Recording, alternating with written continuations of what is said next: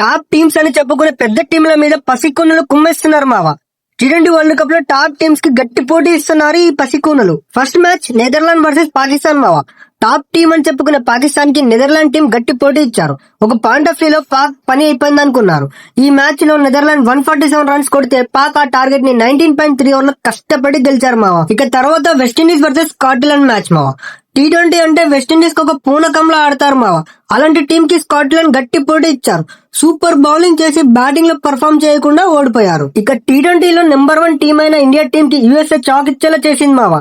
ఆ మ్యాచ్ సూర్య గానీ లేకపోతే ఇండియా పని అయిపోతుండే భయ్యా. రీసెంట్ మ్యాచెస్ లో ఇండియన్ 200+ కొడుతూ ఒక తుఫాన్ ఇన్నింగ్స్ ఆడుతున్నారు. కానీ యూఎస్ఏ బౌలింగ్ గ్రేట్ స్పెల్స్ వేశారు. టీమిండియా బ్యాటర్స్ కి అసలు ఛాన్స్ ఇవ్వలేదు మావా. తర్వాత నేపాల్ వర్సెస్ ఇంగ్లాండ్ మావా. ఇక్కడ నేపాల్ ఓడిపోయారు కానీ అసలు వాళ్ళ ఫైటింగ్ స్పిరిట్స్ కి మాత్రం నెక్స్ట్ లెవెల్ మావా. లాస్ట్ బాల్ వరకు వెళ్ళింది మ్యాచ్.